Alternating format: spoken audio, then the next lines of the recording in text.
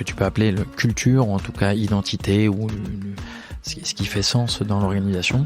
Ça a une réalité économique que tu traduis, qui est que on n'a que de l'entrant en clientèle et on a beaucoup de bouche à oreille en recrutement. Ouais. Salut à tous, je suis Vincent Aboyance et vous êtes sur Harmony Inside, le podcast du collectif Be Harmoniste, sur lequel j'interviewe des dirigeants qui ont réussi à allier succès business et culture entreprise exceptionnelle. Bonne écoute à tous. Salut Emmanuel. Salut. Merci déjà de m'accueillir dans tes locaux, tu m'as fait visiter et qui sont top. Ça me fait plaisir. Très belle terrasse. C'est vrai qu'on a pu prendre un café avant de commencer. Donc là, on est au top. On est parti pour la plus belle vue de Massy, c'est vrai. Exactement.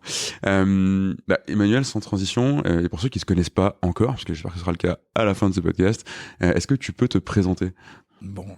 Oui, j'avais bien volontiers. Je m'appelle Emmanuel Poitvin, j'ai 47 ans, je suis père de famille et je pense que si je suis là, c'est en tant que chef d'entreprise. Donc moi, j'ai fondé e-attestation et 15 ans après, je dirige toujours la société. Et dans 15 ans, j'espère que au moment de la retraite, on pourra faire un podcast qui te racontera toutes les 15 dernières années. Là, on est à la moitié de l'aventure, quoi. Exactement. Très bien. Et alors, est-ce que tu peux nous expliquer m'expliquer ce que c'est e-attestation, et vraiment, comme si j'y connaissais rien, ce qui est pas totalement faux au final. E-attestation pour raconter à ma maman, par exemple. Voilà, par exemple. Ou à un enfant de 8 ans, tu vois. Ouais. Oui, je vais essayer.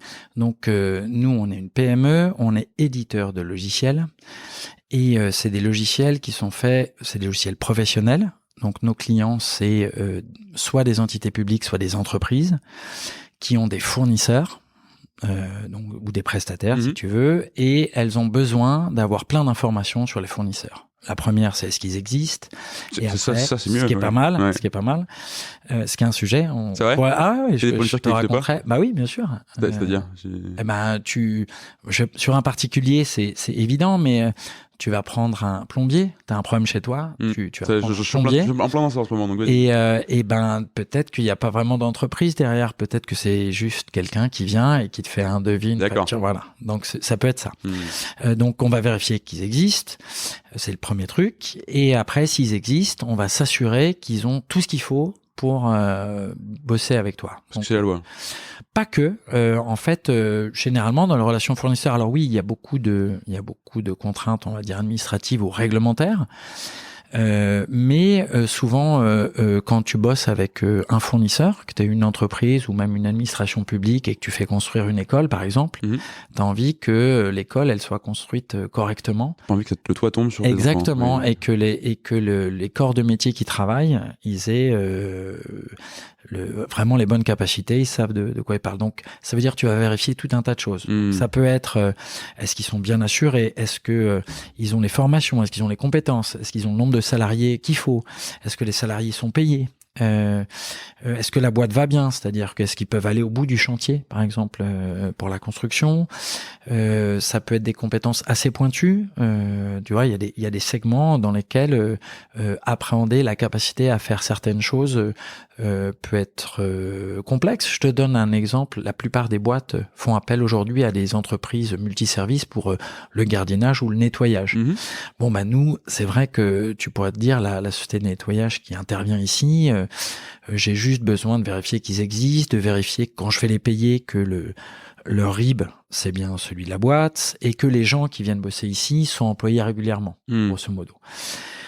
Mais si je suis une centrale nucléaire, parce que les centrales nucléaires, elles ont besoin d'être nettoyées aussi, en fait, il y a un peu plus. Voilà, exactement. Il faut savoir, est-ce que donc nous, notre métier, c'est d'aller chercher de l'information, de compléter l'information et la mettre à jour pour être sûr que les relations avec les fournisseurs vont bien se passer. D'accord. Et donc concrètement, toi là-dedans, donc tu vends un outil qui permet de faire ça, mais c'est quoi? C'est une plateforme où je peux venir en tant que fournisseur uploader tous les bons documents qui prouvent que tout va bien, etc., ou comment marche ton Alors en fait, que tu donnes à tes clients? Nous, donc nos clients, c'est vraiment les gens qui ont besoin d'évaluer leur fournisseur. Tu vois, pour le fournisseur, c'est gratuit. Ouais. Et le principe, c'est un abonnement. Tu t'abonnes à nos services, principalement en fonction du nombre de fournisseurs ou de la complexité que tu dois adresser. Et la première chose qu'on va faire, c'est nous aller chercher toute l'information qu'on peut directement à la source, de façon à embêter un minimum les gens. Et comment tu fais ça ? Tu vas te connecter à des bases de données. Il y a de plus en plus de bases de données, d'informations publiques ou privées. On peut acheter de l'information.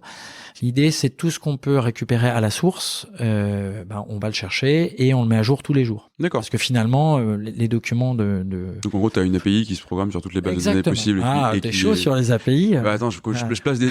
J'essaie de plus faire l'enfant de 8 ans, tu vois. Quand même, faut que je montre un peu que je connais quelque chose. En fait, si t'es confortable avec les API, oui. Nous, d'ailleurs, les services, j'estime aujourd'hui qu'on est plutôt des services digitaux et donc c'est même nos clients, on va leur proposer des API qui vont se brancher dans les systèmes d'information qu'ils ont déjà. S'ils n'ont pas d'API, on leur propose une interface. C'est là où je dis on est logiciel. Et donc le principe, nous, on va aller chercher l'information, la mettre à jour et générer des preuves, parce que tu l'as dit, souvent dans ces mécanismes d'évaluation, tu dois produire des éléments de preuve. Alors manque à contrôle. Exactement. T'as les gestionnaires des risques, l'audit interne ou effectivement des organismes de contrôle qui vont te demander si tu avais tout ça. Et puis, un des cas d'usage principaux qu'on a, c'est quand tu réponds à un marché public. Je sais pas si ça t'est déjà arrivé professionnellement. Ça m'est déjà arrivé de travailler un peu dessus. C'est compliqué. Nous, on s'occupe pas de la partie qui est ton bordereau de prix ou ton offre technique. Par contre, tous les documents que l'on appelle des justificatifs qui vont te rendre éligible à la commande publique. Donc, tu dois être à jour de tes cotisations sociales, fiscales, etc. Les capacités économiques, ta capacité, etc. C'est nous qui nous en occupons. D'accord. Et donc là, tu parlais pour les fournisseurs. Nous, on est plutôt là pour faciliter la vie. Ouais. Okay. Donc, s'il y a une information qu'on a déjà, on ne leur redemande pas. C'est gratuit et l'idée, c'est que c'est qu'ils y consacrent le moins de temps possible et ils se concentrent sur leur métier. Quoi. Ok, très clair. Et tu as des clients de tous les secteurs. Moi, je pense naturellement au secteur financier qui a des millions de choses à faire là-dessus et qui doit bien te faire bosser, mais je sais pas quel est ton marché. Alors, la réalité, c'est que la moitié de nos clients sont des clients publics. Okay. Donc, ça peut être l'État ou des administrations, ça peut être les collectivités territoriales, ça peut être des bailleurs sociaux, donc ceux qui fabriquent et qui gèrent des HLM. Donc, le secteur public représente à peu près la moitié de notre activité, principalement autour de ce qu'on appelle la commande publique. Donc, c'est ce que je te disais, éligibilité à la commande publique. Et après, pendant l'exécution des marchés, ça va être principalement la mise à jour des informations ou des alertes. Attention, il est plus en capacité 2, attention, etc. Okay. Et dans le secteur privé, alors ça veut rien dire le secteur privé, parce que c'est ce qu'on appelle la vraie vie. Ouais. Non mais c'est rigolo, parce que comme on est dans les deux, c'est assez marrant. Là, on adresse tous les secteurs et toutes les tailles d'entreprise. On a des géants. Tu vois, on est à côté, je te montrais Carrefour tout à l'heure, on a EDF, on a vraiment des grandes entreprises qui ont beaucoup de fournisseurs avec plein de métiers spécifiques. Mais on a aussi des petites boîtes dans des secteurs où c'est essentiel, par exemple, de référencer ses fournisseurs, où là, c'est plutôt les capacités technologiques, des choses comme ça, qui vont être appréhendées. Et je creuse un peu là-dessus. Comment tu rentres chez un client ? C'est quoi ? C'est un cycle de vente avec de l'appel d'offres. Enfin, tu fais du RFP et ils viennent et tu es en concurrence, etc.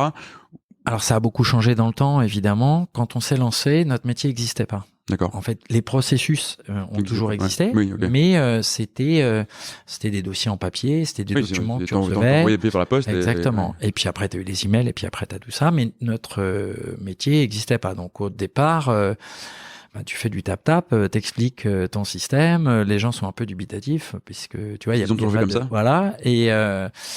Et aujourd'hui, la réalité, c'est que on ne fait pratiquement que de l'entrant. D'accord. C'est-à-dire c'est du bouche à oreille. On est assez connu dans notre activité et on a la chance de faire ça. Donc on répond à des appels d'offres évidemment. On travaille beaucoup avec pas mal de partenaires dans notre écosystème. C'est-à-dire que nous on achète pas mal de données, donc on a des partenaires données. Il y a plein de processus sur lesquels on intègre des API ou des services de complémentaires, si tu veux, de vérification, de validation, etc. Donc le marché nous connaît et du coup on est assez sollicité. Donc on a la chance, tu vois, c'est l'avantage d'avoir 15 ans et d'avoir fait ce métier-là toujours, d'avoir une belle notoriété aujourd'hui. Ouais. Et en même temps, tu es sur une formule d'abonnement, donc ça peut aller assez vite. T'as pas besoin, enfin, tu déploies pas des contrats de licence Non, alors nous, on a fait, aujourd'hui, c'est la mode, tu vois, on est au top de la mode, puisqu'on est dans l'abonnement, et puis on a une architecture vraiment digitale, et on a la sécurité, donc on est un petit peu, voilà, on a la vibes en ce moment, mais en fait, c'est des choix au moment de l'entreprise qu'on a fait. Moi, j'ai des confrères, donc qui sont à peu près dans la même activité, qui ont fait d'autres choix, soit d'être opérateurs de service. Donc, tu vends la même chose mais sous forme de service, et c'est principalement des gens qui vont faire. Tu as des gens qui vendent de la donnée. Voilà, nous on a choisi d'être vraiment sur un modèle économique d'éditeur, donc les gens s'abonnent à nos services. Et donc aujourd'hui, c'est vrai que ça nous permet de déployer les services ou de les mettre à disposition de nos clients assez rapidement. Tu peux avoir des projets un peu complexes, notamment dans les grandes organisations où nos services vont être intégrés dans leur processus actuel. Et ce qui est compliqué, c'est pas d'intégrer nos services, c'est l'organisation interne et lui qui fait quoi. Mais non, c'est vrai qu'aujourd'hui, on déploie assez simplement. Il y a des comptes qui s'ouvrent en une journée. T'évites aussi des cycles de vente de 12 mois, 18 mois. Oui, alors c'est vrai que les cycles tu peux souvent avoir dans la maturité du marché, les gens savent que ça existe, ils ont pris l'habitude. Donc oui, c'est vrai que les cycles de vente sont plus courts. Et puis les sujets ont un petit peu changé. C'est-à-dire qu'avant, on nous rangeait plutôt dans la conformité. Donc, c'était ta question initiale. Est-ce que c'est la réglementation ? Oui, c'est vrai que c'était principalement ça. Aujourd'hui, le vrai sujet, c'est le risque. Et la non-conformité, c'est vu comme un risque. Oui, tout à fait. Voilà. Et donc, c'est plus du tout c'est devenu un point essentiel. Avant, on était un outil de facilitation, de digitalisation, si tu veux, ou d'amélioration des processus. Aujourd'hui, on est devenu un élément clé du risque. Et de la maîtrise du risque. Et du coup, c'est devenu très différent. Même nos interlocuteurs au sein des organisations sont très différents. C'est des vrais sujets maintenant de COMEX. Donc c'est une période qui est pas mal. Clairement, je vais pas me plaindre. Ça a pas toujours été le cas. On était un peu trop tôt sur le marché. Okay. Et là, ce qu'on appellerait time to market, il est pas mal. Ouais. Très bien. Et toi, justement, comment ça t'est venu d'aller faire ça ? C'est ma passion, bah oui, la conformité. Moi, je suis né. T'es né à 6 ans. Ouais, je suis né. T'es né à 6 ans, non ? J'étais petit à l'école, je faisais des dessins. Voilà, avec des tableaux de bord. De conformité, exactement. C'était vraiment mon truc. Comment tu dessines la conformité d'ailleurs ? Je te montrerai, c'est une case à cocher comme ça. Check, hop, conforme, tu vois. C'est vrai que pour les arts plastiques, c'était pas mal. C'est pas mal. Ou une croix, par exemple. Une croix, c'est pas conforme. Pas conforme. Très bien. Non, plus sérieusement. En fait, moi j'ai eu la chance de monter ma première boîte en 97, et en fait c'était de l'externalisation de force de vente ou d'équipe commerciale. Okay. Donc je formais des gens qui représentaient des marques dans des réseaux de distribution, dans l'IT. Okay. Donc c'est pareil, c'était l'âge d'or de l'IT grand public. Donc on était Nokia au moment où on était Adobe, on était Ubisoft. Enfin voilà, c'était super. Et pour que mes équipes qui représentaient des marques aillent bosser dans des magasins, on me demandait de faxer 500 documents à chaque fois, qui montraient que la personne était bien employée, qu'elle avait le droit d'eux, etc. Et donc le premier sujet, c'était de dire mais j'en peux plus. C'est une époque où il y avait tous les samedis, il y avait des démonstrateurs dans les magasins. Donc moi j'avais jusqu'à 600 000 personnes, et donc fallait faxer 5 documents. Tu vois. Et donc j'ai dit c'est pas possible. Donc déjà on va essayer d'améliorer ce processus. J'étais allé voir les URSAF, on a commencé à faire à l'époque c'était des fichiers plats. Bon, remarque, c'est pas une émission de geek, ça va faire rire personne. Normalement tout le monde rigole, les fichiers plats. Là je sens bien que je m'ai pas vu rire. Ouais, je t'ai pas vu rire. On a touché les limites du système. Voilà. Donc c'est comme si je te disais c'est des fax, voilà, on va dire, voilà. Okay. Et puis les premiers échanges informatiques, et surtout, je m'étais posé la question, mais pourquoi est-ce que la Fnac me demande ça ? Pourquoi ? Et c'est là que je suis plongé un petit peu dans la réglementation et les enjeux. Et donc au départ, c'est vraiment par opportunité. Cette activité, je l'ai introduite sur Alternext à l'époque. L'appareil, normalement, Alternext, ça n'existe plus. Et je l'ai cédé, ou alors que je suis un peu vieux, ça peut être les deux. Les deux se rencontrent à un moment. Et donc j'ai cédé cette activité, mais comme j'avais lu la réglementation et que j'avais vu que ça allait concerner plein de gens, je me suis dit cet outil-là, il va intéresser plein de gens puisque je sais le faire, je vais le proposer. Et ça a commencé comme ça. Tu as vu un problème pour toi, tu l'as résolu. Exactement. Et tu dis qu'il y a d'autres gens qui ont ce problème. Je suis pas du tout un génie, j'ai pas eu la lumière. Non, mais c'est globalement comme ça que la plupart des très bonnes boîtes se montent. Hein. Enfin, c'est un réflexe entrepreneur. Voilà, mais enfin, je me sens pas, tu vois, comme étant le génie du siècle. J'ai vraiment pris un problème amélioré et après, donc, on a lancé la boîte. Un peu trop tôt, il y avait pas de marché en fait. Et du coup, heureusement, les premiers clients qui nous ont utilisés, c'était principalement des clients qui avaient été condamnés, qui avaient eu des vrais problèmes, donc, pour lesquels le sujet existait déjà. Et ces gens-là nous ont dit, écoutez, vous savez faire des trucs un peu chiants, un peu complexes, mais qui intéressent personne, mais qu'on doit faire, qu'on est obligé de faire. Est-ce que vous sauriez faire aussi, et là sur des processus plus sympas, plus utiles, plus créateurs de valeur. Et c'est eux qui nous ont amenés aujourd'hui à gérer l'évaluation du fournisseur on va dire du sourcing, du début du contact, voilà. Et du coup, et aujourd'hui c'est super parce que c'est ce que j'explique souvent quand on bosse dans tous les secteurs d'activité avec toutes les tailles. Et ben le quotidien c'est tous les jours des nouveaux sujets, des nouveaux trucs. Donc non, je suis hyper content quoi. Ça a l'air chiant. Mais la conformité, le risque, c'est mais pas moi. Hein. Mais justement, c'est une bonne transition. Ouais. Parce que tu as monté cette boîte-là, tu avais un problème, etc. Ça fait 15 ans que tu fais ça, tu veux faire ça encore pendant 15 ans. Et je me dis, à un moment donné, tu fais pas ça juste parce que t'as trouvé un moyen de vendre un truc un peu cher, quoi. Tu vois, non, gagner un peu d'argent. C'est même pas cher. Ça marche bien, mais c'est parce que le modèle économique est sympa. Si ça t'intéresse, je peux t'expliquer. En fait, on a mis longtemps avant d'atteindre notre seuil de rentabilité. Donc nous, on est une boîte où on n'a pas fait d'amortissement. Donc on ressemble pas à beaucoup d'éditeurs logiciels. On a toujours tout fait en exploitation. Donc grosso modo, ça veut dire pendant 7 ans, j'ai perdu de l'argent jusqu'à atteindre, on va dire un seuil de rentabilité. Et depuis, depuis ça va. On a un business model qui est plutôt vertueux. Et en fait, l'idée c'est que tout le monde bénéficie de la mutualisation, mais il faut atteindre un certain volume d'activité, un certain volume de données pour pouvoir le faire. Et aujourd'hui, on est paradoxalement pas cher du tout. D'accord. Mais avec un modèle économique où les investissements qu'on a fait en infrastructure, en capacité logicielle ou en amélioration, nous permettent d'avoir du résultat d'exploitation. Et avec ce résultat d'exploitation, on peut faire tout seul nos investissements, que ce soit sur des technologies ou des gens. C'est principalement des gens qu'on recrute. Et du coup, c'est un modèle qui est assez sympa. Non, on n'est pas, en fait, on n'est pas très cher. Et on est même, c'est aussi pour ça que nos services rencontrent du succès. C'est que souvent, on fait gagner pas mal d'argent. Du coup, pour schématiser de manière très grossière ton modèle. C'est des machines qui travaillent. T'achètes des données une fois, ça te coûte cher, tu mets à disposition de tout le monde. Si t'as plus de gens qui payent ton service que le prix de ta base de données au départ, tu gagnes de l'argent, quoi. Alors, c'est un peu simpliste de le voir comme ça. Parce que la réalité, c'est que, on va dire, il y a une partie donnée où là, oui, tu as raison. Ça évite à tout le monde d'acheter la même donnée. Mais on n'est pas des brokers de données puisque nous on vend pas. Non, bien sûr, on vend pas la donnée. Non, ce qu'on va mutualiser, c'est plutôt l'effort.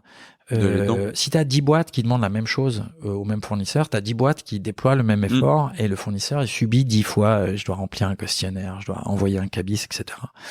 Et donc c'est la mutualisation de cet effort qui permet à tout le monde de gagner en efficacité. Le fournisseur est rempli une fois sur une plateforme pour ses 10 clients et les 10 clients, ils partagent, si tu veux, l'effort de conformité. Et même quand tu luttes contre la fraude ou en matière de risque, tu as plutôt intérêt à mutualiser les bonnes pratiques. Donc c'est vraiment la mutualisation, le business model. Voilà. Et du coup, initialement, cette question-là, c'était, mais toi, aujourd'hui, qu'est-ce qui t'anime au quotidien à continuer ce projet, à continuer cette boîte-là, etc. Parce que tu me dis, ça a l'air chiant, etc. Mais c'est pas le cas déjà. Et ensuite, j'imagine que toi, tu y trouves quelque chose justement au-delà de l'aspect, c'est un business qui tourne. Oui, alors, les moteurs peuvent évoluer dans le temps aussi. Là, c'est intéressant parce que tu vois, on arrive 15 ans, l'année prochaine, on fera à peu près 10 millions d'euros de chiffre d'affaires. On a un bon résultat d'exploitation. Donc aujourd'hui, grosso modo, j'approche la 50aine. Donc j'ai une très belle qualité de vie. J'adore mes équipes. Je suis fier de ce qu'on réalise ensemble. Et je suis très fiers de la relation qu'on a avec les clients. Enfin, tu vois, on a plein de retours hyper positifs. C'est le moment où évidemment tu attires tout le monde sur le marché parce que tu as des ratios, tu as de la croissance, tu as du résultat. Donc c'est une question aussi qui t'interpelle de dire pourquoi tu fais ça? Parce que c'est une société qui serait relativement attractive, en tout cas qui est achetable. On n'est pas à vendre, mais le nombre de sollicitations que je reçois. Si tu t'ennuyais et que tu n'aimais pas ce truc-là, que tu voulais faire pour gagner de l'argent, tu aurais vendu ta boîte et tu aurais pris ton chèque. Et donc c'est un petit peu différent. J'ai jamais monté de boîte dans l'objectif de les revendre. Enfin, en tout cas, ça n'a jamais été. Tu vois, je me suis pas dit tiens, je vais faire. J'ai pas trop ça. Moi, ce que j'aime bien, c'est aimer au quotidien, aller au boulot, mes relations avec les collègues, avec les clients, avec l'ensemble, c'est plutôt ça mon moteur. Ça marche bien, tant mieux. Sans doute que je passe à côté d'opportunités, si tu veux, de rentrer en banque ou de vendre à, je sais pas, X fois l'ARR ou je sais pas quoi. Bon, c'est pas très grave parce qu'aujourd'hui, alors perso ça va, j'ai une famille super, j'ai des potes super, enfin ma vie me va bien, donc j'ai pas de velléité de monétiser ça. Et la réalité, c'est que au quotidien ici, ce qui me fait venir, c'est que j'ai des collègues, j'ai des équipes super, quoi. Enfin, t'as pu. Alors là, on les a croisés vite fait avant mais j'espère que t'auras l'occasion de les rencontrer. Non, c'est plaisir au quotidien. Et le jour où je me sentirai un vieux con ou que j'aurai pu ce plaisir-là, sans doute qu'il sera temps pour moi d'accélérer sur la transmission. Mais aujourd'hui, je préférerais que les équipes fassent un LBO pour racheter, continuer la boîte ou un projet industriel que de gagner le jackpot. Enfin, je suis plutôt dans ces dispositions-là. Mais du coup, ce que j'entends derrière ça, c'est qu'effectivement, ton drive quotidien, il est aussi très interne. Enfin, c'est dans ta relation avec tes équipes, etc. Concrètement, c'est quoi, enfin, qu'est-ce que tu promets, entre guillemets, à quelqu'un qui te rejoint? C'est quoi, qu'est-ce qu'on va, si demain je viens travailler pour toi, comme employé, hein, pas comme prestat, qu'est-ce que je vais trouver chez toi? Alors, c'est rigolo ce que tu dis, comme employé, pas comme prestat. Quand je te dis mes équipes, il y a des gens dont la relation contractuelle, c'est un salaire avec un CDI. On a que des CDI. Temps plein ou temps partiel, mais il y a certains métiers, en particulier chez nous, éditeurs logiciels, où c'est le mode de relation, c'est de la presta. Mais je considère comme finalement le mode contractuel, c'est pas ce qui détermine la qualité de la relation. Non, bien sûr, c'est plutôt le temps et l'engagement, l'investissement passé et l'alignement d'intérêts aussi. Tout à fait. Et il faut avoir conscience que c'est des cycles, tu vois, sur des métiers plus techniques comme développeur ou des choses comme ça, c'est des belles histoires qui durent généralement 3 ans, 3-5 ans, t'as un projet, tu vas au bout de ton projet, etc. Et puis après, c'est des gens qui vont changer de projet, ils fonctionnent plutôt en mode projet. Et après, sur les autres équipes, donc nous, on a principalement, on va dire, des équipes techniques côté développement informatique, des équipes services, donc qui vont accompagner les clients et accompagner les déclarants, et puis des équipes commerciales. Et après, c'est du produit, quoi, des chefs de produit. Donc, c'est des moments, c'est des rencontres, et c'est des relations aujourd'hui. C'est des cycles entre 5 et 10 ans. Tu vois, les belles histoires sont entre 5 et 10 ans. Ouais. Et donc, justement, pour revenir à la question de départ, qu'est-ce que tu leur... Tu dis que j'ai pas répondu. Pas du tout. Ouais, tu me recadres. Je te recadre. Tu me recentres. Je suis parti, quoi. On monte bien les ficelles comme ça. Freestyle. Non, mais c'est bien. Mais tu pourras faire un freestyle. La liberté, c'est dans le cadre. C'est bien. Donc aujourd'hui, qu'est-ce qu'on va trouver chez toi? L'attractivité que je constate, c'est que ce dont je te parlais, à savoir que notre métier est reconnu et que sur le marché on a une compétence et une appétence pour nos services qui est reconnue, ça attire des talents, évidemment. Et surtout, on a un moment où moi j'ai les moyens de faire venir des gens qui étaient dans des organisations généralement un peu plus grandes, et donc de leur proposer pour le même niveau de salaire d'avoir une PME. Donc c'est les profils qu'on attire aujourd'hui, c'est des gens qui sont hyper compétents, Assez bosseur parce que dans une PME, en fait, tu peux pas te cacher. En fait, c'est impossible. Et qui ont envie de porter des projets, donc qui en ont marre de faire des réunions ou d'avoir des trucs qui vont pas à terme, et qui ont envie d'amener leurs compétences, les exercer, de prendre des projets. Donc on attire pas mal de quadras, tu vois, quand on a marre d'être à balader à droite à gauche, et plutôt, alors moi j'ai tendance à recruter dans notre bassin d'emploi. Donc là l'idée c'est que les gens soient pas trop loin pour avoir une belle qualité de vie. Je fais plus venir de Parisiens, nous, alors qu'ici il y a plein de belles compétences, de belles personnes, et du coup c'est ça. Bah on peut proposer des bons niveaux de salaire, donc ça c'est super. Et il y a plein de choses à faire. Donc voilà, l'attractivité c'est ça. Et moi, mes critères c'est des gens où j'ai envie de bosser avec eux, quoi. Et c'est quoi des gens avec qui tu as envie de bosser?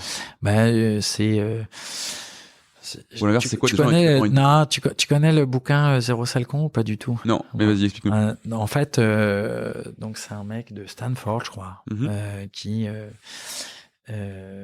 sorti un bouquin qui s'appelle Zéro sale con. Donc un petit peu provocateur. On mettra le lien, ouais, un peu provocateur, mais je crois que c'est en 2007 déjà, donc tu vois, c'est peut-être t'étais pas né. Non, je rigole. Allez. Non, évidemment, j'ai à peine 15 ans. Non, mais tu vois, c'est pour ça les influenceurs, j'ai pas l'habitude, c'est pour ça. Et en fait, c'est vachement intéressant parce que au départ, il a observé ça. C'était une équipe de chercheurs qui disait bon ben voilà, on va renforcer l'équipe. Et le plus important, c'est pas tellement quelqu'un qui soit un Nobel, mais c'est quelqu'un qui vienne pas casser la dynamique de l'équipe et la bonne ambiance. Et en fait, l'élément clé, c'est est-ce que j'ai envie de bosser avec la personne. Tu vois, évidemment ici chez nous, il faut être compétent, il faut être bosseur parce que on est une PME et que ça marche pas, quoi. Tu peux, si tu veux venir te cacher, c'est pas chez nous. Mais plus important que la compétence intrinsèque, tu vois. C'est vraiment est-ce que tous les matins j'ai envie de bosser avec cette personne, et c'est un niveau d'exigence qu'on a tous les uns avec les autres. Tu verras, il y a une belle diversité chez nous, on n'est pas monoculture, il y a plein, ça vient de plein d'horizons différents, mais le moteur c'est ça, quoi, c'est des gens avec lesquels tu as envie de bosser. Et comment tu définis un sale con, du coup? Parce que alors déjà, il faut dur de définir les gens avec qui on a envie de travailler. C'est souvent plus simple de définir les gens avec qui on n'a pas envie de travailler. Non, mais alors déjà, on n'est pas immunisé, donc c'est aussi un truc. On peut devenir un sale con, c'est-à-dire tu peux. Ce podcast va être censuré partout. Hein. C'est normal. Tellement de vulgarité. T'as des bips. Voilà, c'est ça. Non, si tu veux, Zéro sale con. Alors aujourd'hui, il y a beaucoup d'attention qui est portée dans le cadre des relations au travail sur des éléments avec des mots un peu forts. Tu vois, ça peut être harcèlement, ça peut être charge mentale, ça peut être, c'est des éléments comme ça qui sont des formes de souffrance majeure. Bon, c'est bien que la parole se libère, mais enfin, le lieu de travail n'est pas que un lieu de harcèlement, de souffrance, d'exploitation, de choses comme ça. Non, en tout cas, je le vois pas comme ça. J'espère, oui. Néanmoins, sinon, on arrêterait cette interview. Non, mais c'est ça. Mais néanmoins, ça reprend un petit peu ces idées-là. C'est de dire que ce que je te disais, le plaisir qu'on peut avoir à se réaliser dans le boulot et dans la relation avec ses collègues, en fait, c'est devenu un élément fondamental. Aujourd'hui, tu peux avoir le même poste, faire le même métier dans deux organisations distinctes, et tu vas prendre un plaisir radicalement différent en fonction principalement de personnes. Et de la culture. Ouais, la culture. Alors, évidemment, c'est le piège. Tu m'attends là-dessus. Non. Mais oui, je vais te donner un exemple. Depuis toujours, donc depuis le premier jour, je fais des rapports d'étonnement, tu sais, au bout d'un mois d'une personne, et c'est les mêmes mots qui reviennent chez tout le monde. D'accord. Mais de façon assez surprenante. Tu sais, il y a des questions du type qu'est-ce que tu voudrais avoir changé, qu'est-ce que tu voudrais pas avoir changé, et les mêmes mots, mais vraiment à quelques détails près, c'est l'ambiance. Je dis, je veux pas avoir changé l'ambiance, il y a une bonne ambiance. Or, c'est pas les mêmes personnes qui sont là depuis le début. Tu vois, au début, quand t'as une start-up, t'as que des couteaux suisses, des gens qui font tout, on est hyper unis, et puis après la boîte grandit, voilà. Oui, on va parler. Et donc, grandir pour une boîte, c'est c'est pas comme pour une plante où c'est la même graine qui va faire ça. Grandir pour une boîte, c'est changer d'organisation, changer les gens. Ce que je te dis, un éléphant, c'est pas une souris qui a grandi, tu vois. Ça marche pas comme ça. Et donc, ça veut dire que tu vas avoir des générations de compétences et de postes qui vont être un peu différentes, mais ce truc qui reste, c'est l'ambiance. Et du coup, l'ambiance, c'est pas si facile que ça à décrire. Mais dans la culture de l'exigence les uns avec les autres et d'avoir envie de bosser avec, je sais pas si c'est inscrit dans la culture, mais oui, on peut le dire comme ça. Et c'est quoi ta recette pour que cette ambiance soit restée la même? Parce que là, pour donner un peu d'éléments, t'as peut-être dépassé le cap des 30 personnes. Tout à fait. Dans l'entreprise, c'est souvent le cap où les dirigeants te disent, c'est le moment où il faut commencer à... Enfin, ça change, en gros. Oui, c'est un vrai seuil important. Les choses sont plus aussi évidentes qu'elles pouvaient l'être quand on était 10 ou 15 dans une même pièce, etc. Et que la culture était, entre guillemets, tellement... présente et oui, t'es dans l'oralité, t'es dans le tout est émanant, tout le monde est ensemble, les gens se comprennent sans avoir besoin de se parler à un certain stade. Quand tu grossis, que tu fais rentrer de nouveaux gens, tu structures, il y a une nouvelle personne qui arrive et c'est souvent le moment où tu peux avoir les premières difficultés humaines, la culture peut se perdre, etc. Comment tu fais pour garder la même ambiance, toi, en arrivant comment on peut rester cool avec des process? Ça, c'est une bonne question, hein. Tu vois, ça pourrait être un titre, rester cool avec des process. Je pense que, alors, il y a effectivement la taille, il y a aussi les modes de travail qui ont été un peu bouleversés. Bien sûr. Le Covid a transformé aussi les relations. Tu vois, ce qu'on appelle le télétravail ou les choses comme ça a un peu transformé les relations. Et puis, il y a aussi l'intergénération. Donc, les codes sont pas les mêmes, les attendus sont pas les mêmes. Donc, il y a pas mal de complexité. Mais c'est pas inintéressant. Donc, il y a pas de recette. Malheureusement, j'ai pas de tips comme ça. Voilà, moi, je t'ai venu juste pour ça. On est extrêmement déçus, là. C'est vrai. Oui. Mais je vais donner quand même 2-3 pistes qui peuvent être utiles. Non, je t'en prie, ça me fait plaisir. En tout cas... les conneries qu'on a faites et les trucs qu'on a pas mal réussi et ce qu'on est en train de faire parce qu'en fait c'est un chantier permanent. Moi l'autre truc qui fait que j'aime venir au boulot, c'est que mon boulot a changé. Tu vois, là mon enjeu c'est de transformer cette PME pour être capable d'être un champion peut-être européen. Donc c'est en fait les questions que tu me poses, ça fait partie des réflexions. Exactement. C'est quand même bien fait. Oh, t'as vu? C'est fou, hein. Ouais. Et donc ce que je peux te donner comme tips de conneries qu'on a faites, plutôt à éviter de reproduire, et de bons plans. Donc les conneries qu'on a faites, c'est d'organiser la boîte en fonction des gens.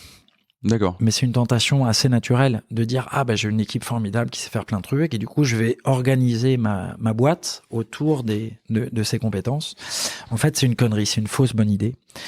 Parce que aujourd'hui, tu vois, si on veut grandir, il faut d'abord organiser ta boîte, avoir des postes et aller chercher des gens qui vont dans ces postes. Donc des définitions de fonctions, et c'est des gens qui vont avoir un cadre du coup qui est connu. Ouais. Tiens, je sais ce que c'est que ce métier-là, je sais ce que c'est que ce poste-là, je sais ce que c'est que le salaire.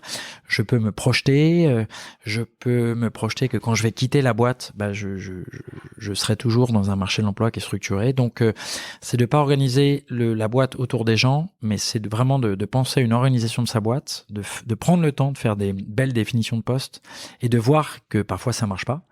Et après de recruter des gens qui vont être à l'aise dans ce poste-là. Et comment tu sais que ça marche pas? Puisque tu l'as fait, qu'est-ce qui s'est passé qui t'a fait te dire en fait, tout devient intuitu personné.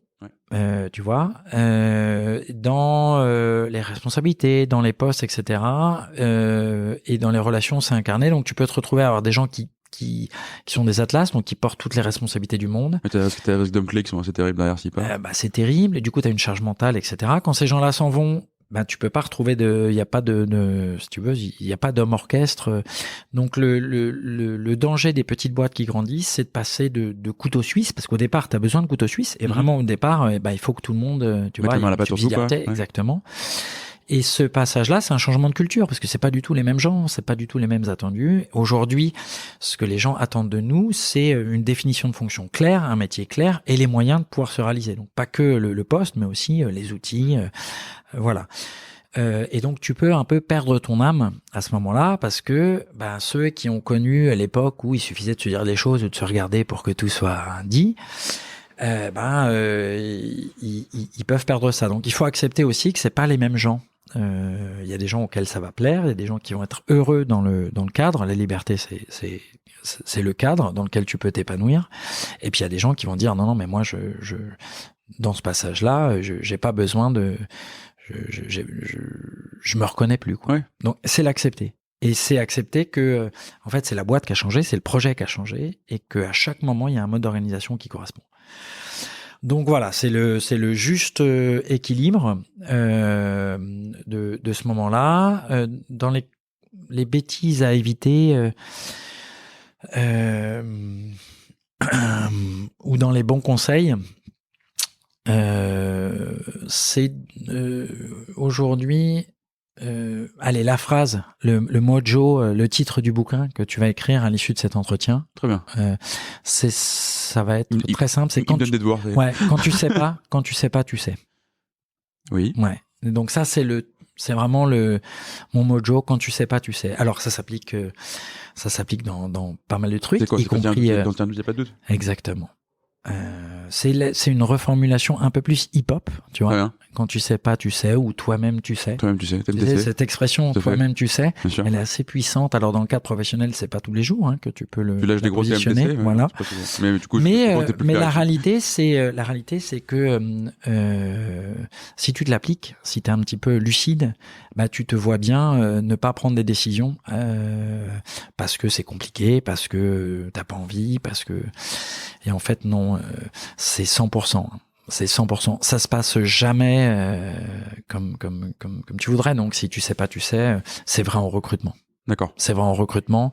C'est vrai aussi dans l'évolution des personnes. Et donc, en tant que chef d'entreprise et après en tant que responsable RH ou dans le management d'une équipe, s'assurer en permanence que les bonnes personnes sont au bon poste, ça nécessite d'être réévalué, je dirais, une fois tous les 6 mois. Ok. Pas plus. Parce que quelqu'un qui paraît déjà beaucoup. Hein. Ouais, c'est pas simple, c'est pas simple, mais ça vaut vraiment le coup, tu vois, de réaligner et d'être lucide.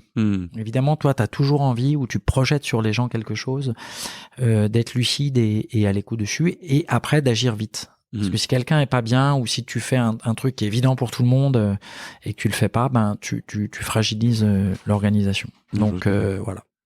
Et tu vois, là-dedans, on se dit, si tu sais pas, tu sais, etc. Donc, je te demandais ce que c'était pour toi un sale con, les gens avec qui toi, t'avais envie de travailler. Mais la question qui se pose aussi dans la croissance d'une boîte, c'est que à un certain stade, c'est pas toi qui vois toujours tout le monde. Ou si tu peux le faire aujourd'hui, demain, tu pourras peut-être plus le faire si ta boîte continue à faire la même croissance. Comment tu fais? Donc, toi, t'es assez clair sur qui tu es, ce que tu veux, à qui t'as envie de travailler, etc. Enfin, si ta boîte, tu l'as montée, tes intentions, elles sont claires.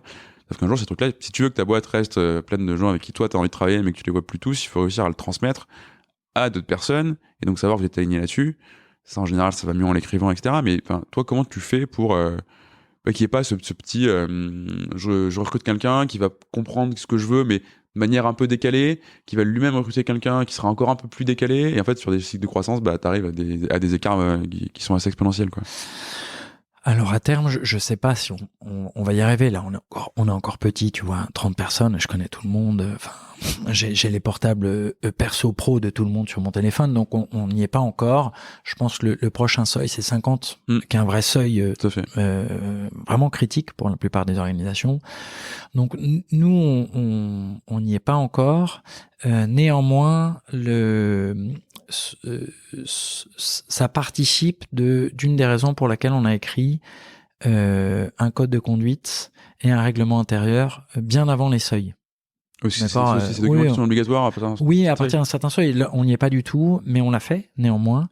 Et ça fait sens parce que de temps en temps, il faut écrire les choses. Il faut écrire les choses et prendre des engagements pour qu'elles soient opposables.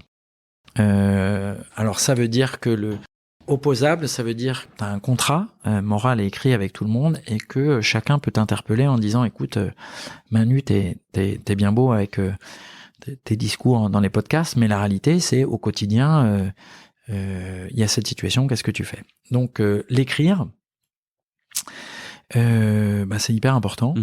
Et après, s'assurer que t'es pas tout seul avec ta vision, tes textes, et que ça diffuse bien, ça nécessite d'être accompagné, d'avoir des regards de tiers, des mécanismes d'évaluation. Tu vois, on a une plateforme de ce qu'on appelle whistleblowing, mais de lanceurs d'alerte. Okay. Ouais, ça en interne, à 30 personnes. Tout à fait. Ok. Je suis en fait, elle n'est pas ouverte qu'à l'interne. Okay. Elle est ouverte aussi avec nos partenaires, nos prestats, nos clients. Enfin, tout le monde en fait peut nous signaler un truc qui serait pas cohérent. D'accord. On est pas mal engagé. Tu vois, il y a pas mal de sujets sur lesquels on s'engage. Et qui sont pas du tout des sujets. Alors c'est des sujets qu'on retrouve dans la réglementation, mais c'est des sujets où on est pratiquement jamais soumis dans les seuils. Anticorruption, empreinte carbone, enfin il y a égalité homme-femme.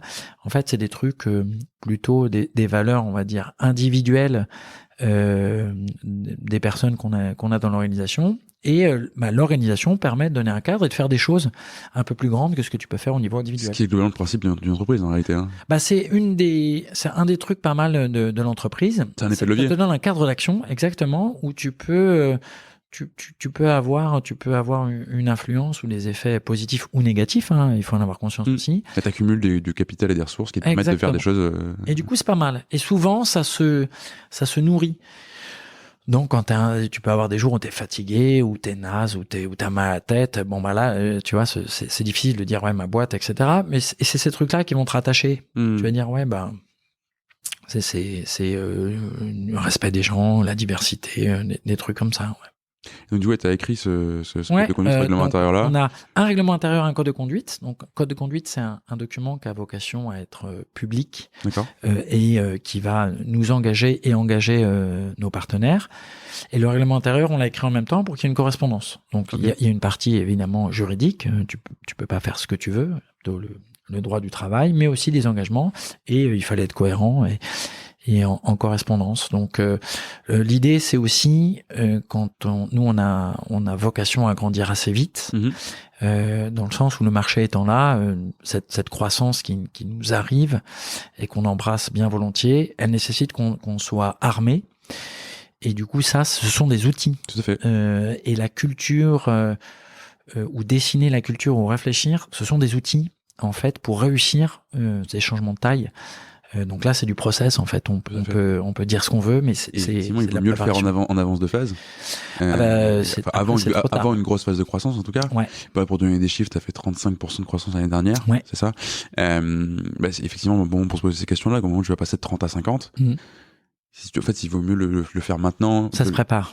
Tu peux le faire après, hein, mais tu vas probablement perdre des gens dans l'histoire. Tu auras 2-3 ruptures assez douloureuses. Mais tu sais que ça se traduit aussi par la productivité ou de l'efficacité, c'est-à-dire que cet investissement que tu fais au départ, ça te permet de choisir plutôt que de subir, et sans doute ça veut dire que tu auras moins de déperditions dans tes processus de recrutement. Absolument. Et moins de turnover. Mais clairement, enfin, je veux dire, nous dans les indicateurs objectifs, le turnover, c'est important. Tu vois, nous, ça coûte cher, hein. Ça coûte cher. Si t'as des gens qui croient à ça, et t'as des gens qui regardent juste la bottom line, mais en termes de bottom line, alors c'est ce qui coûte le plus cher en fait sur une entreprise comme la nôtre, et ça coûte cher. Alors oui, tu peux, enfin c'est des euros si on est cash, mais ça coûte cher aussi sur la vitesse dans tes projets, parce que tu perds des compétences, parce que tu n'investis pas, etc. Donc c'est une triple sanction quoi.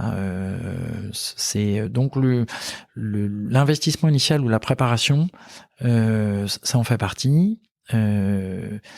Et le retour d'expérience des organisations qui ont franchi ces paliers-là montre que finalement, d'avoir défini ce cadre de travail et les objectifs, c'est un levier d'attractivité majeur. T'as tout à gagner. Hein. Exactement. Dans ton projet, c'est clair. Donc, je reviens sur ce que je t'ai dit, mais tu as un poste qui est un poste du marché, donc tu as une lisibilité, donc c'est facile déjà de se positionner, et pour les gens disent, bah oui, c'est moi, ça me correspond, Et après, dans le choix qu'ils vont faire de bosser dans cette organisation ou pas, il y a l'équipe, les valeurs de l'entreprise, et puis après la cohérence sur laquelle ils vont t'interpeller, parce que si tu leur vends quelque chose de magnifique et qu'au bout d'un mois ils constatent qu'en fait il faut arrêter de parler de marketing RH, hein. C'est vraiment le pire truc que tu puisses. On appelle l'attractivité de la marque, c'est la marque employeur. La marque employeur, ouais. C'est en fait c'est quelque chose d'existant, hein, pour le coup, la marque employeur. Tu en as eu dans tous les cas, donc. Mais c'est surtout qu'en fait, c'est pareil, si tu promets un truc et que ça fait mal, ouais.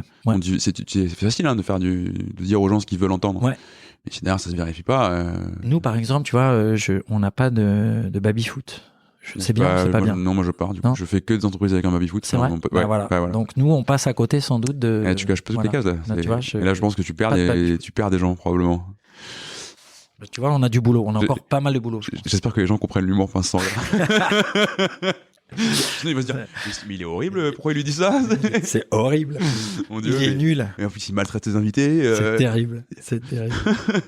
On n'a pas de baby-foot, ouais. Donc, mais par contre, c'est un truc qui me frappe.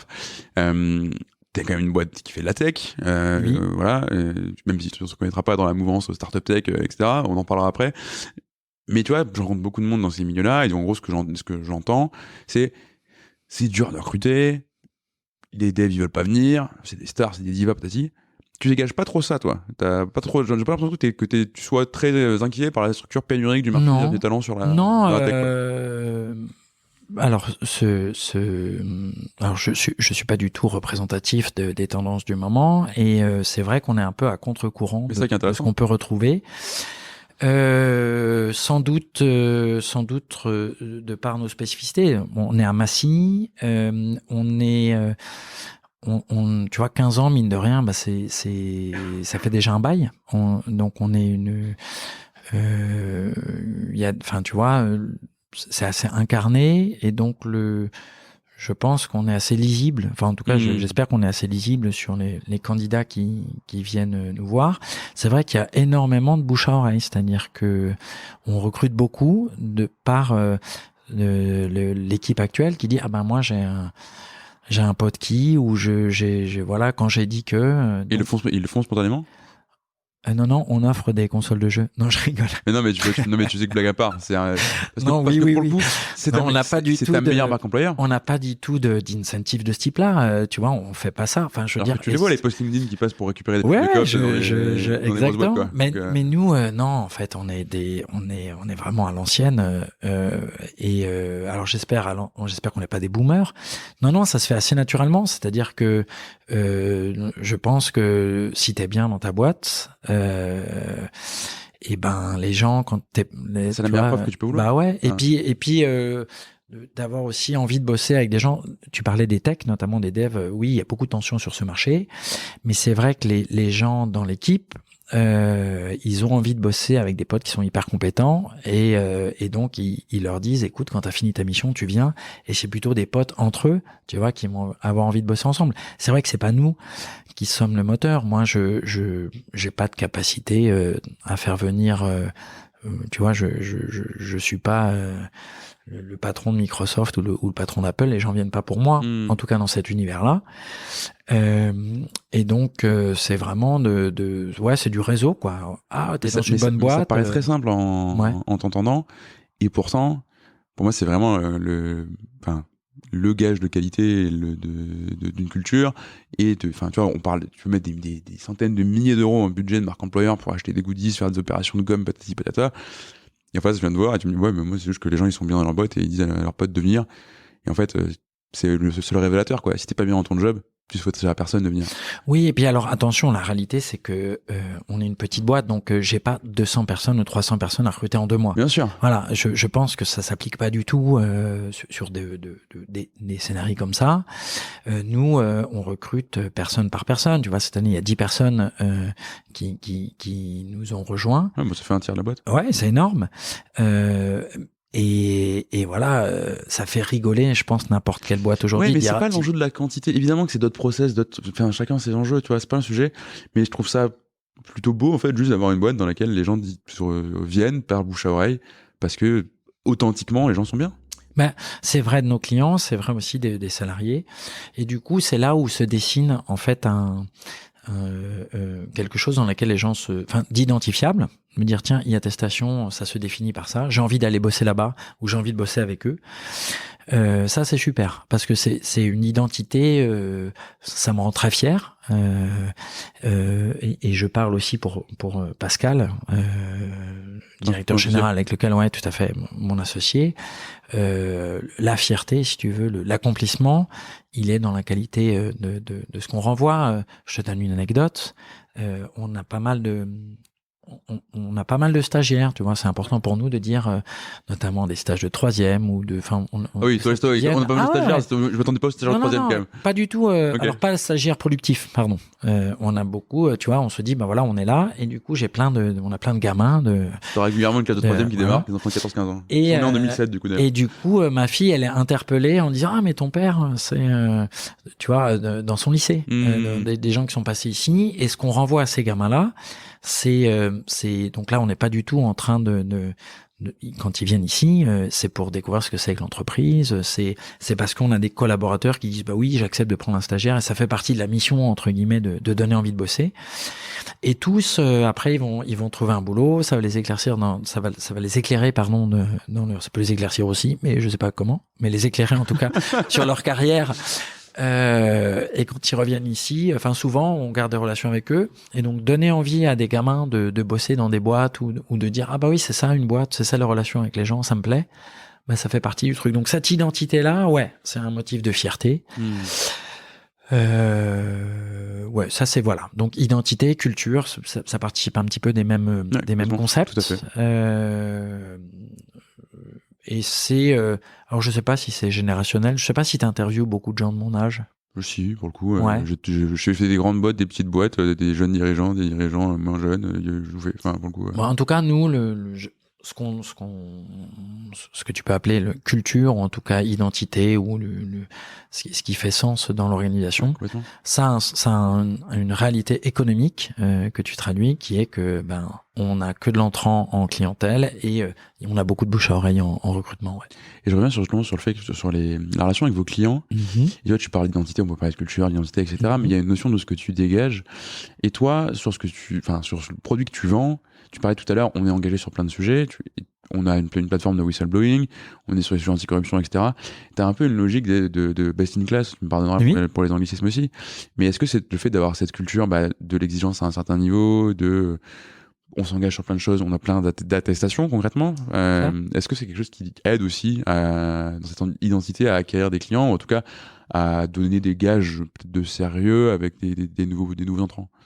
Alors, en tout cas, je suis content que t'aies employé le mot d'exigence, parce que c'est effectivement cette démarche-là. Tu peux aller, tu vois, on est ISO 27001 depuis 5 ans, 27701 depuis 2 ans. C'est quoi les ISO 27001? Alors, ISO 27001, c'est une norme sur le système de management de la sécurité de l'information. Grosso modo, c'est est-ce que ton organisation est prête à faire face à des incidents de sécurité, particulièrement cyber. Mais ce que tu gères, c'est quand même mieux, oui, mais on était tout petit quand on a commencé il y a 5 ans, et donc c'est de la culture. Par exemple, l'hygiène en matière de sécurité, c'est de la culture.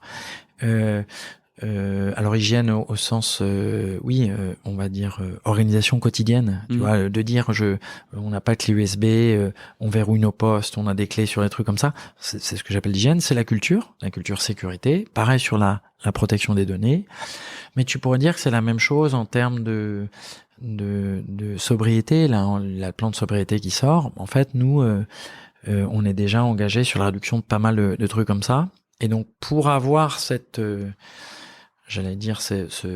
engagements-là, il faut les objectiver. Et donc, on réinvente pas la roue, on se renseigne et on les met en place et on se fait évaluer par des tiers, toujours. D'accord. On s'auto-évalue pas parce que ça nous permet d'avoir des gens qui vont dire vous êtes en retard là-dessus, attention à ça, etc. Est-ce que ça nous ramène du business? Je pense pas directement. En tout cas, on communique pas au sens business dans ce sens-là. Ça nous donne effectivement une expertise ou un regard, puisque nous-mêmes, c'est des processus qu'on applique, à l'instar de nos clients qui se retrouvent à devoir appliquer ce processus. Donc on sait de quoi on parle, ce qui nous renforce. Mais on fait pas ça dans le but d'un développement commercial. Aujourd'hui, tu vois, le risque majeur qui pèse sur une organisation comme la nôtre, c'est si nos clients ou si les gens ont plus confiance en nous, ça nous tue. Donc, oui, aujourd'hui, la cybersécurité, c'est sans doute le point fondamental.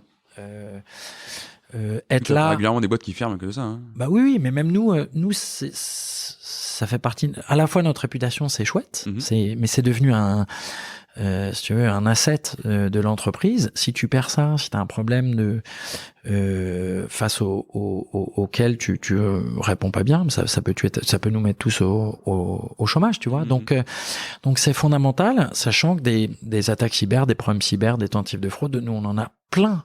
On est la première ligne de nos clients. Et du coup, c'est aussi notre capacité à gérer, tu vois, des crises, des conflits, des trucs comme ça.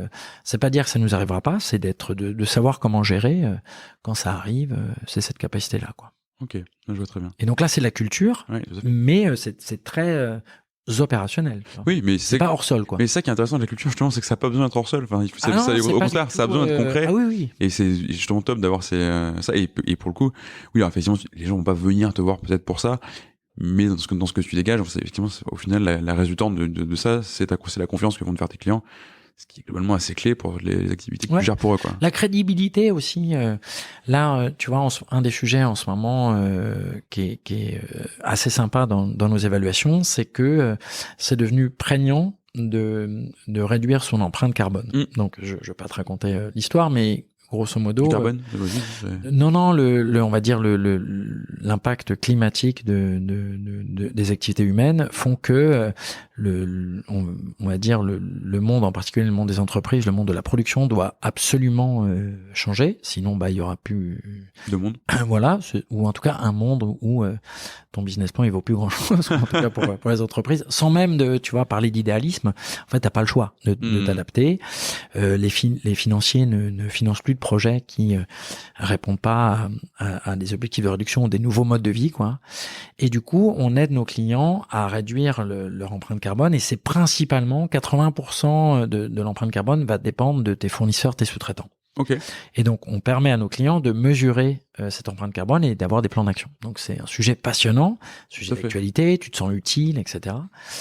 Et du coup, quand t'es à ce niveau-là d'organisation avec tes clients, si tu le fais pas, si toi-même tu mesures pas ton empreinte carbone, ou toi-même t'as pas déjà pris des engagements, et que toi-même tu mesures pas la difficulté et le pragmatisme qui doit être mis en œuvre, c'est compliqué en fait de les accompagner. Donc là, on est vraiment sur de l'expertise opérationnelle. Tu disais best in class, c'est quelque chose qu'on essaie d'avoir dans nos propositions de valeur aussi avec nos partenaires, de prendre les meilleurs et d'être pragmatique. Hein, c'est aussi du pragmatisme. On n'est pas on doit se heurter à un compromis en permanence entre un monde idéal, si tu veux, et puis la réalité de mise en œuvre des plans d'action. Donc c'est pragmatique. Je vais lancer un dernier sujet, et c'est le moment où je pense que l'interview va complètement déraper en termes de durée, mais bon, on passe un bon moment. Donc t'as passé ta boîte de 0 à 35, 30, 35. Je peux dire 35. 35. Parce qu'on est 35. 35, voilà, c'est ça. De manière organique. Demain, tu veux en faire un champion européen, pour reprendre tes mots. Et t'as fait tout ça sans lever de fonds. T'es sur ce qu'on pourrait quand même globalement qualifier de SaaS en B2B. C'est un marché qui est, dans l'esprit des gens et dans le mien pendant très longtemps. Un peu moins maintenant, parce que je me suis fait tous les bootstrappers de la place de Paris qui ont fait du SaaS aussi, donc je comprends que c'est possible. Mais c'est pas toujours évident de se dire, on peut faire du SaaS sans lever de fonds, hein. C'est le modèle le plus gourmand en cash, etc., etc. Tu l'as dit toi-même, t'as mis 7 ans avant d'arriver à une renta, ce qui est déjà, je pense, très bien pour une boîte dans ce secteur-là. Tu vas continuer de pas lever, et pourquoi, en fait, ce choix de le faire en organique, alors que tu pourrais très bien lever des caisses d'argent et passer de 30 à 300 en 2 ans, si tu veux. Même moins que ça. C'est une vraie question business. Alors, quand tu te dis on n'a pas levé de fonds, oui, on n'a pas fait appel à des fonds, mais sans les business angels qui nous ont accompagnés pour tenir jusqu'en 2015, grosso modo, on aurait. Donc oui, il y a eu quand même des investisseurs qui nous ont permis de. D'accord, c'est à peu près 3,5 millions d'euros qu'il nous a fallu. D'accord. Donc c'est pas neutre. On n'est pas allé voir des fonds. Avec Pascal, donc on a fait un LBO, donc on a racheté les parts de ces business angels qui ont fait une belle opération et nous aussi. Donc pourquoi aller plus vite? Grosso modo, la question que tu me poses, c'est est-ce que aujourd'hui ce serait possible de lever massivement des fonds pour Je pense que oui. Aller très vite? Oui, je te confirme. Est-ce que c'est quelque chose que je saurais bien faire ou j'ai envie de bien faire? Et avec Pascal, on se pose souvent la question. En fait, tu vois, la question de la croissance externe se pose aussi. Je suis pas sûr qu'on serait bon là-dedans. Donc quoi? Dans racheter des boîtes, etc. C'est des chocs culturels massifs. Ça gère pour Et j'ai pas très envie de ça, et je pense qu'on serait pas très bon. Après, je te dis ça, et en fait, dans 2 mois, j'aurais racheté 3 concurrents, et tu me diras, mais c'est n'importe quoi. Non, c'est peu probable. Appelle-nous pour que ce soit pas culturel. C'est peu probable, exactement. Non, en fait, aujourd'hui, cette accélération, on a la chance, nous on a une activité avec un BFR négatif, c'est-à-dire que la croissance s'autofinance. Donc ça c'est merveilleux. Il est probable que le marché nous demande d'accélérer dans les 2 années qui viennent, auquel cas on regarde comment passer cette vitesse. On en parlait tout à l'heure dans la façon dont on a de processer le recrutement, l'organisation, les modélisations de croissance. Ça en fait partie. Comment on finance cette croissance? Je pense que c'est plus facile effectivement aujourd'hui avec un dossier comme le nôtre. Et après, le schéma idéal, c'est si on arrive à tout faire en organique, ça nous va bien parce que c'est une vitesse qui est la nôtre. Tu vois, on progresse, on a le temps de progresser à chaque étape. On doit pas tout casser et se transformer. Donc c'est plutôt confortable. Après, la réalité du marché nous demandera sans doute d'accélérer. C'est vrai que dans notre univers, tu le disais, SaaS B2B, on est sur un modèle de winner takes it all, comme dit ABBA. C'est-à-dire que tu vois, il y avait sans doute 4 ou 5 acteurs comme Doctolib. Et aujourd'hui, il n'y a plus que Doctolib. Donc, on va être sans doute dans un moment où on va être mangé ou se faire manger. Et je suis pas sûr que nous, il faudra qu'on soit lucide sur ce moment-là, et peut-être ce sera le moment pour nous de passer la main. Mais c'est vrai que dans notre industrie, winner takes it all, ça reste la norme. Oui, complètement. Et au final, tu préfères aussi, garder cette vitesse qui est la tienne, comme tu le dis. Pour l'instant, ouais. Plutôt que parce que. En fait, ça revient beaucoup à ce qui te drive toi et ce que tu as envie de faire. Ah, mais exactement. Tout ce que je t'ai décrit là, ça tombe. Si tu me dis, Manu, tu as 100 millions d'euros pour développer l'Europe en 2 ans, évidemment, tout ce que je t'ai dit, ça tombe à l'eau. Ça ne marche pas. C'est inapproprié. Voilà. Donc, tant qu'on est maître, on va dire, de notre destin et que le marché nous oblige pas, c'est parfait. Si on doit vraiment accélérer massivement, sans doute qu'on se rapprochera plutôt sur des. Moi, j'ai plutôt des vocations à préférer des partenariats industriels, des rapprochements industriels que des fonds, et je suis pas sûr d'être l'homme auquel on va confier des centaines de millions d'euros pour devenir un champion du M&A. Je suis pas sûr que ce soit mon truc, quoi. D'accord. Ok, je vois bien. Ouais. Et justement, on a commencé ce podcast en parlant pas mal de toi. Je pense qu'on le finit aussi en parlant de toi. Une fois qu'on a fait tout le tour de tout ça. Toi, ton rôle, comment il a changé, tu vois, sur cette première année où tu es en train d'essayer de pérenniser une croissance, de gagner de l'argent avec ton entreprise, à aujourd'hui où tu te projettes dans une phase d'expansion, où ta boîte a dépassé 30 personnes. Qu'est-ce qui change dans la posture du dirigeant? Alors, il y a deux éléments qui sont intéressants. Je pense que le succès tardif, c'est une bénédiction. Ok. Tu vois, j'aurais été beaucoup plus jeune avec ce succès, ces chiffres. Je sais pas si j'aurais su gérer de la même façon. Et moi, gentiment, je vieillis. Tu vois, j'ai 2 enfants qui sont de jeunes adultes aujourd'hui. Donc je suis aussi plus calme, plus tranquille, et j'appréhende plus ce que c'est qu'un temps long. Donc ce succès, j'allais dire tardif, fait que tu t'enflammes pas. On parle de gros montants, on parle de choses comme ça. Donc on peut dire non.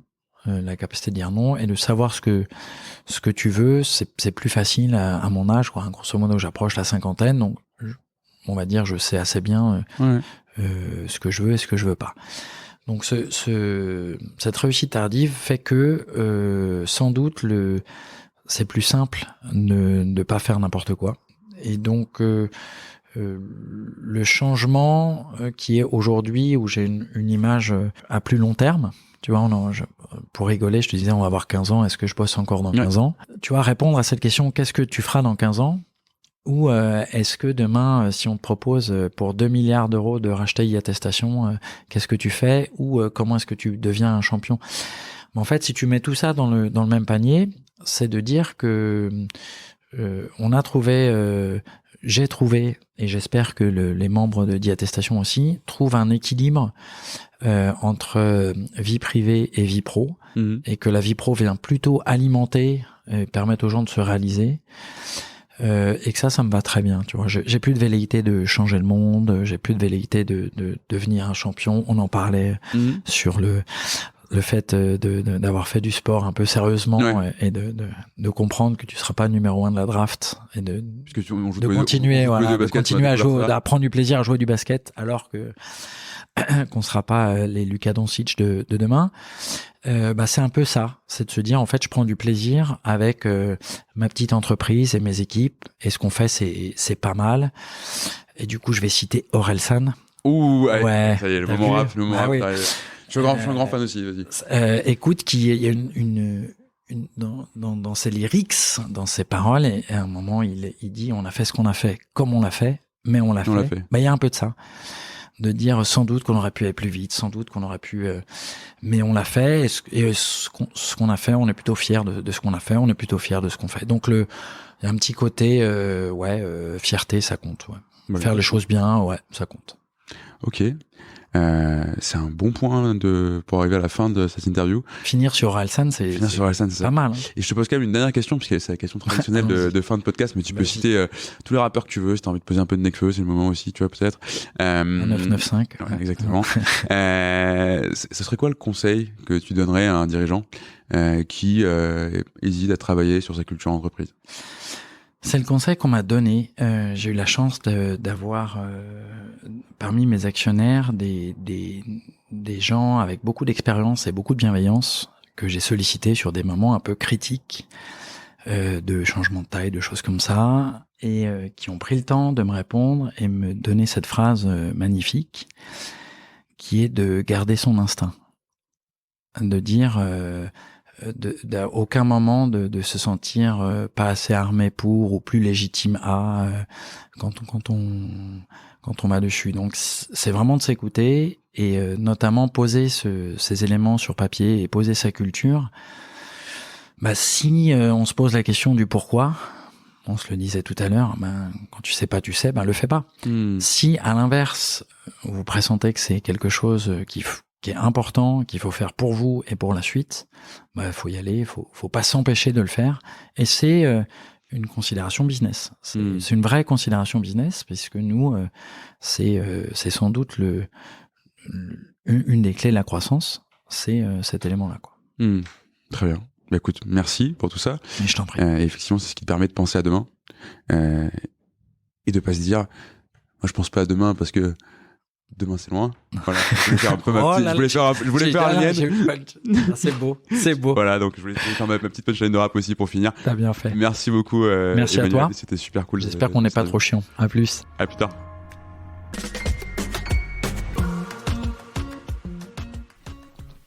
Merci d'avoir écouté cet épisode jusqu'au bout. Si vous êtes là, c'est sans doute que ça vous a plu. Si vous voulez nous aider, n'hésitez pas à partager cet épisode à votre boss, à votre ami qui veut monter une startup depuis toujours, ou à toute personne qui pourrait être intéressée par la culture entreprise. Vous pouvez aussi vous abonner sur Apple Podcasts, Spotify ou toute bonne application de podcast. Et vous pouvez également nous laisser un avis 5 étoiles de préférence sur Apple Podcasts. À très bientôt pour un nouvel épisode et merci à tous.